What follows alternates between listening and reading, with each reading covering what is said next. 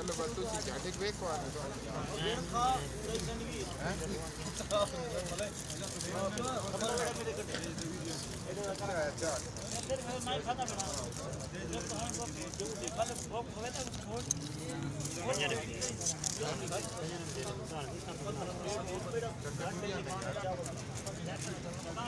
hello mister Imran जी हम आप आए हुए हैं कौन सा अल्लाह देना यार हसबा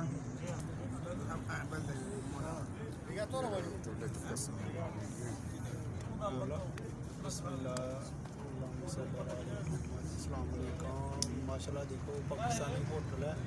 रेस्टोरेंट है देखो कितना रश भी है और देखो बिरयानी भी है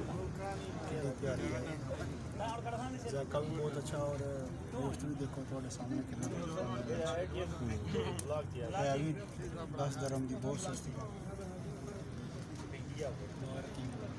चेक करो अल्लाह ये तो इसकी बहुत सारी मैं एक भी बनी है तक वासिफ खान यार 10 बिल्ला 10 लिपड़ी आए हुए आज ये लोकेशन बहुत आसान है 37 नंबर च होटल है परे 40 नंबर है वो सामने 38 नंबर रोड आ रहा है 38 नंबर चौधरी आओ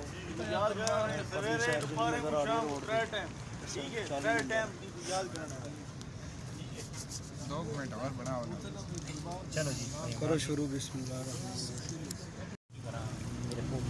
दावत मैं दी है ते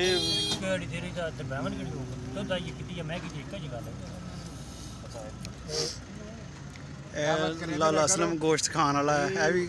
गोश्त खोर बंदा है कहता कि ए भाई साहब है भी गोश्त खोर है कहते नहीं गोश्त खा के जाना होटल से ना लाले असलम गोश्त पेप्सी पसंद है पेप्सी भी है फैंटा लेडीज पेप्सी असद भाई तो सब एक ते खसूसी जेड़ा ने कमेंट करे हुआ है